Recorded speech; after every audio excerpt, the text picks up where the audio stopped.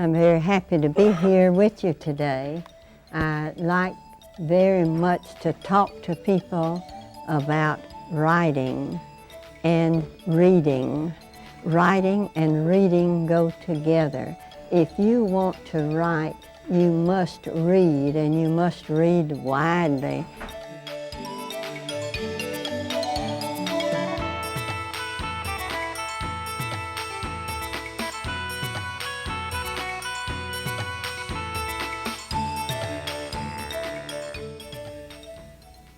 We're in the offices of Milkweed Editions, Minneapolis publisher of children's writer Aileen Kilgore Henderson.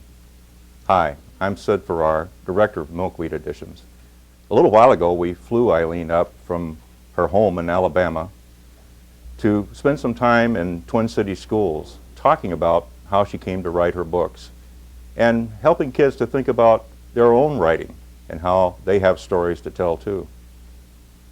This was part of a program called Alliance for Reading, a partnership between Milkweed Editions, some Twin Cities schools, and some community volunteer organizations. We all got together because we all believe that reading good books is fun, and we wanted kids to experience that joy and to discover the joy of writing and telling their own stories. And now, we hope you enjoy your visit with Aileen Kilgore Henderson. When you were younger, who influenced you most to write? My parents. My parents were interested in nature. They were interested in saving the farmland. We lived on a farm. They were interested in planting crops that would put nutrients back into the soil and keeping the soil from eroding, washing away. I would not hesitate to say, my parents were the greatest single influence on my life. And I live in a place very much like Dolliver in the summer of the BONEPILE monster. In fact, I modeled Dolliver after this area where I grew up. Only my place is called Big Hurricane Community, and the creek that goes through it is not Dolliver Creek, it's Big Hurricane Creek. And the cemetery is there, the church is there. Of course, my characters are made up, but bits and pieces of them are real. And I modeled Grancy after my mother, and I model Grandpa Will, who is dead, but he's very much a character in the book, after my father. And the dogs, the gang of dogs, they are dogs that I have known in my life, and it was a great joy to me to write the Summer of the BONEPILE monster and recreate much of my childhood. It was not until I moved to Alabama that I became interested in writing for children. Of course, I was a school teacher, though, in Alabama and in Texas and in Minnesota. And all the time in the back of my mind, I'm sure I was thinking of writing for children because I always enjoyed reading the books written for children. Now, you are modern day boys and girls, and I had to think of a way to take you back to my childhood, which was a long time ago.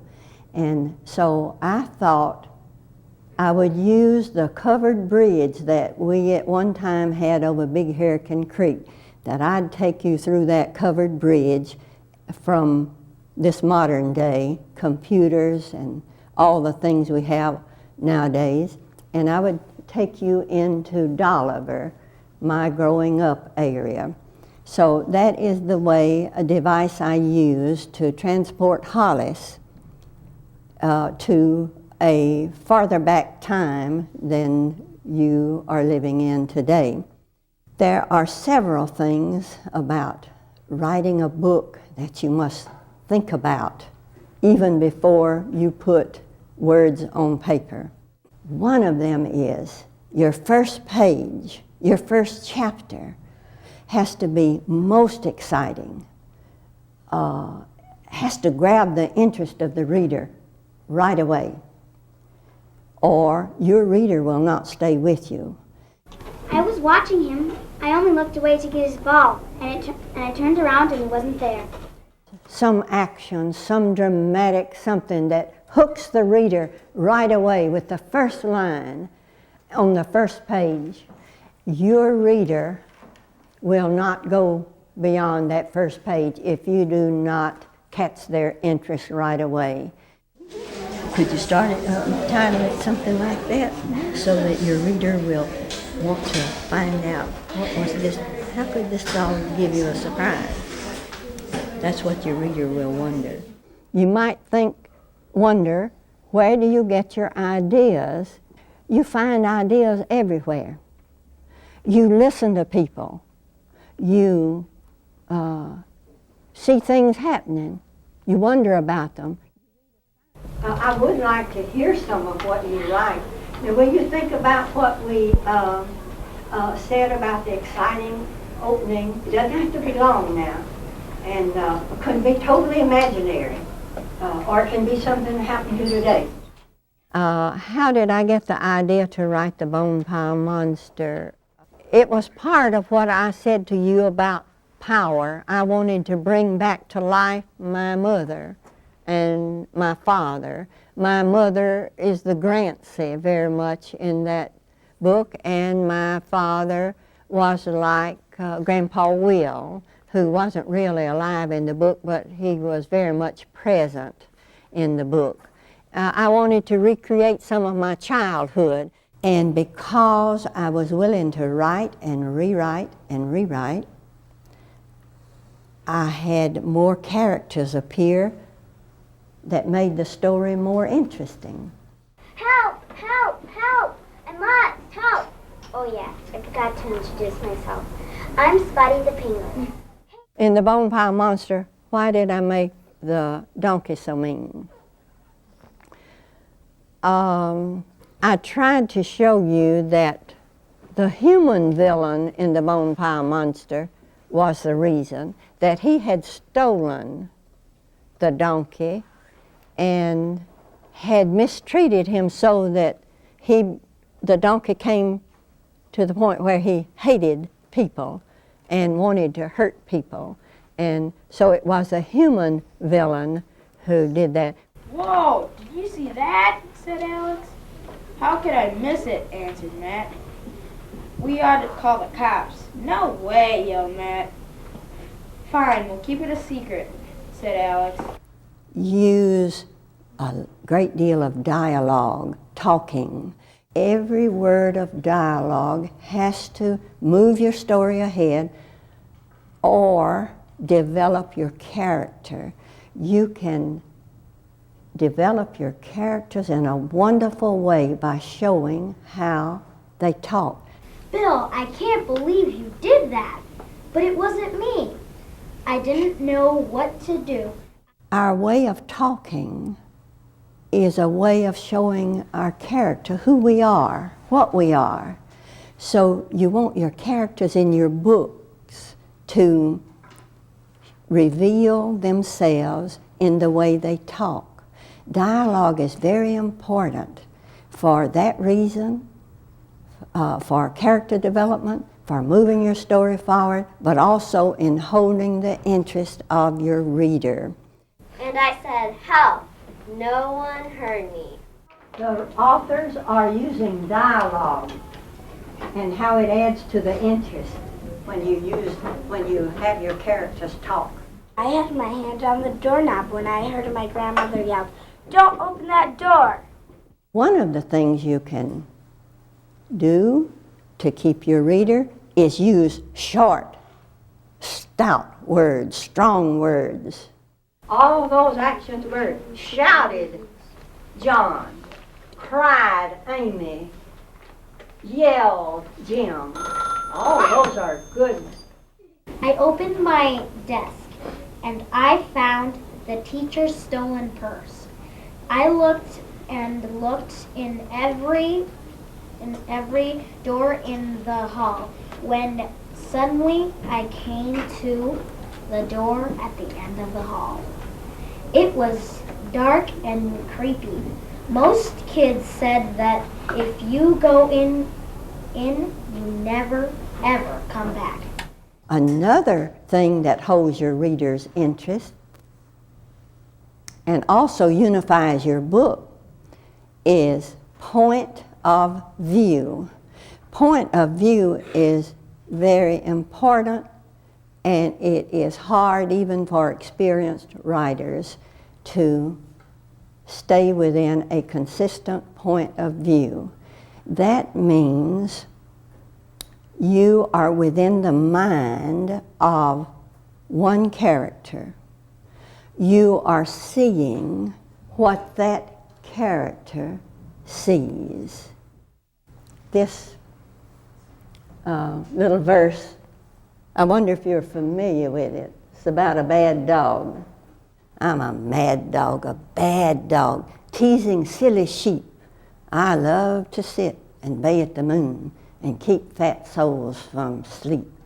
Let's look at whose point of view is this poem from.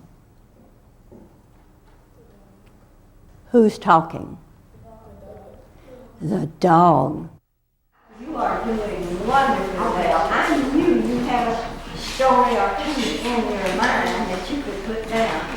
And the opening chapter is so important, but you have to keep your reader with you. So in the middle of your book, you must not let the story lag.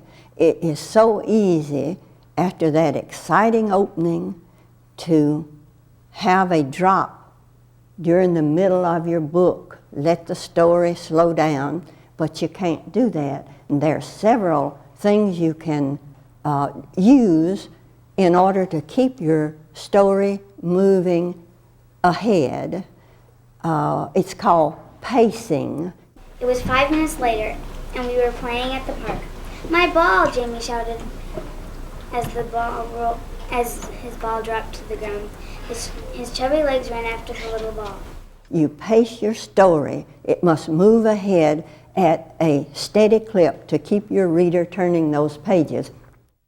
Near the construction site, Jamie didn't answer, but he kept his eyes on the ball. I turned around to retrieve the ball and ran quickly to the place I'd seen it last. "Ah!" Jamie's muffled cry rang in my ears as I turned quickly around and ran to Jamie. He wasn't there. And a part of a writer's life is rewriting. You rewrite many, many, many times. Now, I had a problem in this book. These neighbors told Uncle Matt and Steve about this monkey chase. Well, fortunately, I have a writer friend who reads my work and critiques it. And my friend said, "You can't have these people tell Steve about that monkey chase. Steve's got to chase that monkey himself. He's got to be the one involved in this monkey chase." I said, "I can't write a monkey chase scene. I can't do it." And my friend said, "You don't have a choice." My dear friends, it is amazing what we have in our brains, what you have in yours. I had a monkey chase scene in my mind that I didn't know was there. I thought you might like to hear how I wrote that scene first. My first way was telling. My second way, where Steve's involved in the chase and the reader becomes involved, that's called showing.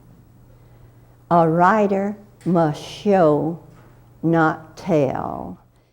You should have seen us. Everybody took up the chase. The lawyer in his suit and tie, his secretary wearing her 3-inch heels and rattling her jewelry, the office clerk, and the two of us. All over town we went, Amy screeching at the top of her lungs. It wasn't funny, Mrs. Smalley frowned, though Steve could see a laugh in the back of her eyes. The secretary finally cornered him and rescued the eggs. Only a couple are broken. She patted the box lid. Uncle Matt and Steve were fresh. They joined the chase. Uncle Matt in the lead with the angry Mrs. Smalley. Steve took up a rear position beside the puffing man in white. From there he could see everyone and also glimpse the fleeing monkey out front. What did Ron say about monkey speed? 40 miles per hour. Steve believed it. We'll never catch him, he thought. Soon he was breathing as hard as his running partner. Don't let him reach the trees, Mr. Smalley shouted ahead. He'll get away for sure. The senorita in high heels forged past Mrs. Smalley. Then Uncle Matt passed them both. Steve gathered his strength and shot forward in time to see the monkey duck into an abandoned warehouse. And that brings me to another point I wanted to make. An editor, a good editor, a skilled editor, is indispensable to a writer. A skilled editor can take an ordinary writer and make a good writer out of him or her. Your editor will catch you when you make a grammatical error, will catch you when you make a misstatement, and your editor will help you stay within your consistent point of view. Now, with a book, the first thing you notice is the cover. The cover is very important because that attracts your prospective reader. On both of my books, my publisher has done a very good job, I think, to attract a would-be reader to my books. You might wonder about the Bonepile Monster and the Monkey Thief, the illustrators of those two books. The pictures added so much to those two books. The artist for the Bonepile Monster lived in Omaha, Nebraska. He told me he used his 10-year-old son for the model for Hollis. So that boy walking along on the cover of The Summer of the Bonepile Monster is the son of the artist. The illustrator for The Monkey Thief lives in Tucson, Arizona. He had been to Costa Rica, so he knew something about the place where he was going to be illustrating. You remember the howler that's pictured in The Monkey Thief? You can hear that fellow howling when you look at that picture. It is so vivid. It was a very happy experience for me to work with the illustrators of both my books. So there are a lot of stories here already that are just waiting to come out, I think. And so we're excited to have you, and we are excited to write with you a little bit today. That's cool, Your teacher is right. Each one of you is a unique story. Nobody else in the whole wide world has the same story that you do. You are unique, and it is fascinating, would be fascinating for you to write down your story. The title is All Snow. Once long ago, a young man went down in his cellar with his sister and father. They were going to get started on the Thanksgiving dinner. It was snowing rather hard outside and it was dark. They gathered the food they wanted to cook and headed off. "Oh no," said the young man. The father says, "What? What's wrong?" The child answers, "The door is locked." I mainly wanted to encourage you in your own writing, your summaries, how important they are, and ways in which you make your writing more interesting by using strong words, action words, and by making all you write, your dialogue and your other parts of your writing, move your story forward. Once I had a cat named Tay. We like to call her Tay-Tay. She used to sit on the stairs and scratch you when you walk past. Don't think you will ever waste any writing. you might work really hard on a piece and maybe you won't get a good grade on it, or maybe you'll never sell it as a writer. But every piece of writing that you do makes you a better writer. And Miss Liz turned around, her little baby was gone. Then Miss Liz said, if I were a baby, where would I go? Writing is power. If you can write, you are powerful. You influence the lives of people you will never meet through your writing. And I wish you well in your writing. You all are talented. You showed me that you can write, and I certainly enjoyed being here with you and seeing the artwork you did for the monkey thief. I enjoyed that. I enjoyed seeing Eduardo over here, and it was just such fun to be with you on this snowy day. Thank you.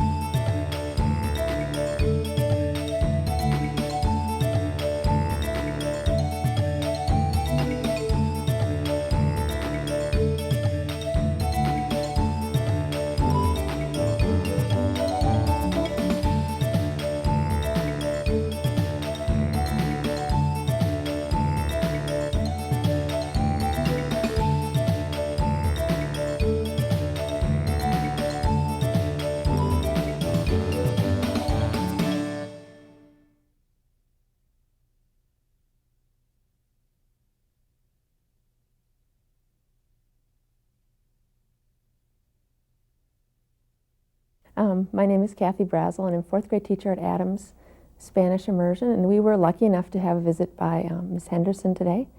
And we started out the year reading The Summer of the BONEPILE Monster, which was very fortunate, and then we were able to have her come and visit us. We've been working very seriously on writing this year, and I think for the kids it was such a unique experience for them to be able to have an authentic writer come in and talk to them about writing, for them to see the process and then be able to share what they have been writing. A lot of times kids don't have an avenue to publish their own work and to share their writing. So I think that was really special for them today. And they have enjoyed the books, so that was definitely another positive. And we have, in this classroom, we just have so many kids that have so much to say, and this has just been a really wonderful opportunity for them to be able to express themselves. I write for the middle grade reader because I think that's such an exciting age. The students are old enough to understand a great many things, and yet their world is expanding, and I would like to have a part in helping them learn about this expanding world and share with them some of the magic that I found in life and some of the adventure.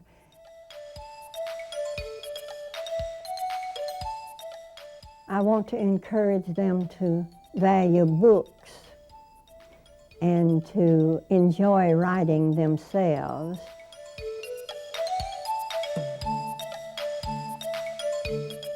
Most especially, I've enjoyed the joy and enthusiasm of the students that I've met.